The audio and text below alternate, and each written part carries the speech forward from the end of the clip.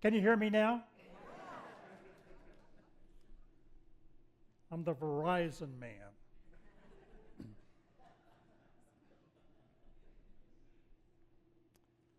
Light and darkness. Light portraying good, godly, darkness portraying evil. It's lived out in the story of the blind man being healed. A blind man since birth. I can't imagine being in darkness. But there were skeptics of how he was healed. The Pharisees wondered. They contradicted. How could this be? So they questioned his parents. His parents said, "Ask him. He can speak for himself." And the man reiterated how he was healed by Jesus. But they still doubted. Until he said, "How could this happen? It's never happened before. Unless it was from God." Unless it was from God. Light and darkness. You as a community, and some of you individually, have experienced some darkness. As Charla announced that she had cancer. You had many questions, I believe. How could this be? Someone who is working for God, loving others, reaching out,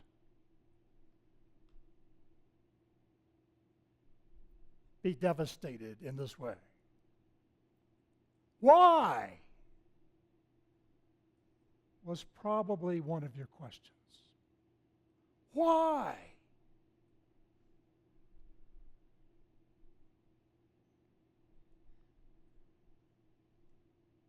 Kent Newburn wrote a book called "Make Me an Instrument of Your Peace." He is a cab driver. And one night at 2:30 a.m., he got a call. He knew from experience that it was usually because of some partiers who were inebriated or someone who had had a fight with their significant other. So he went to the small walk-up, went to the second floor, knocked on the apartment door. As it opened, he saw a small, elderly lady with a pillbox hat, a blue vinyl suitcase sitting beside her. He looked in the apartment to see a very sparse place. A couple boxes against the window, sheets spread over the couple pieces of furniture. He took her suitcase, helped her to his cab. And as he reached over to start the meter, he said, "Where would you like to go?" She said, "Well, I do not have any family. I am going to hospice." He reached over and disengaged the meter. He said, "How would you like to go?" She said, "Well, I would like to drive through downtown." And for the next 3.5 hours, they stopped at various points where she told him, "This is where I grew up. This is where I worked as an elevator operator. This is where my husband and I first lived. This is the dance hall where I went as a young girl." She remembered and stared into the darkness with all the memories of the past, until light finally began to dawn.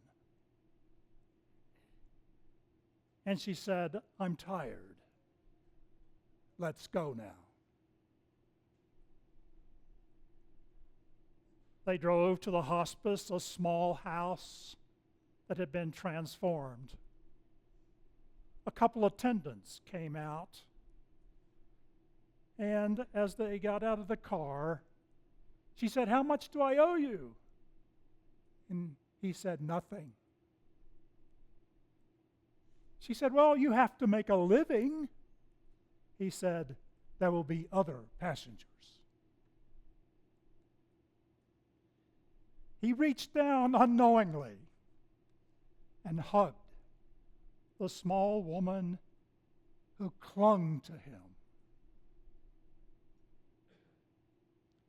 And as they broke their embrace, she looked up at him and said, "Thank you for giving me the moments of joy I needed now."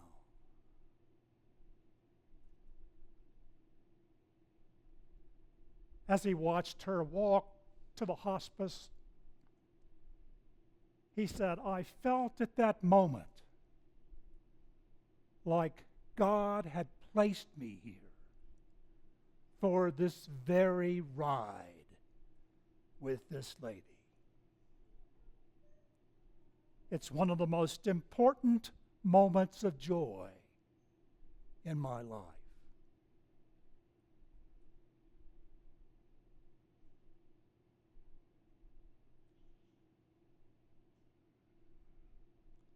Maybe the question is not why, but what's the route? What's the route as we discover moments of joy, of God's peace?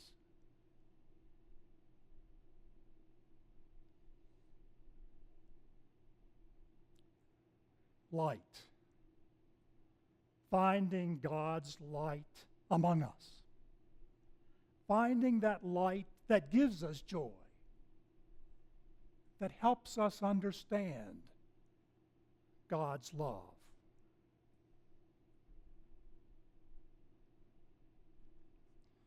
In 1977, I was the associate rector at Trinity Episcopal Church in Southport, Connecticut. My son Clay, who teaches at Aspen Middle School, as some of you know, was 4 years old and went to the day school in the parish.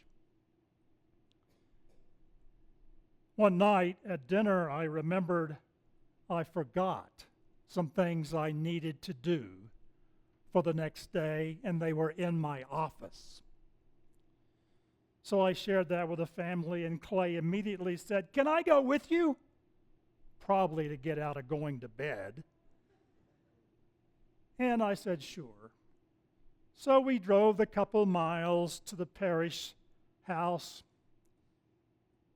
I opened the door, turned off the alarm, flipped on the switch, and we walked up to the second floor. I turned on the lights in the hall. Clay began to chatter and run up and down the hall as I walked to my office, collected a few things, closed my door, and without thinking, I flipped off the switch, and there was total darkness. Clay, who had been running up and down the hall and chattering, was suddenly silent. And after a couple seconds, he said, "Daddy, Daddy, are you there? Are you there?" I flipped on the light, held out my hand, and he came running as I said, "Yes, I'm here." He came and took my hand. I flipped off the light, and we walked together through the darkness as he chattered away.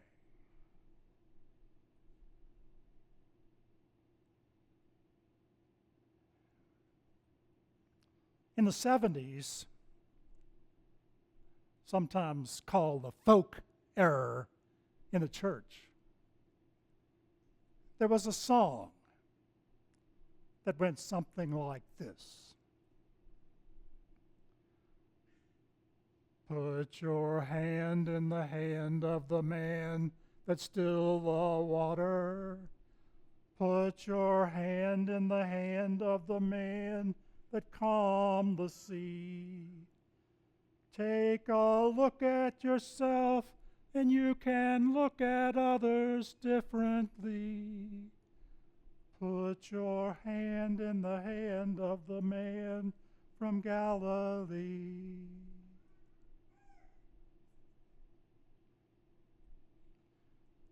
On our journey and our walk with others, there will be darkness. Think about the route you want to take. What will bring joy and a feeling of God's love for you? Always remembering that you can put your hand in the hand of the man from Galilee who will always walk with you and love you.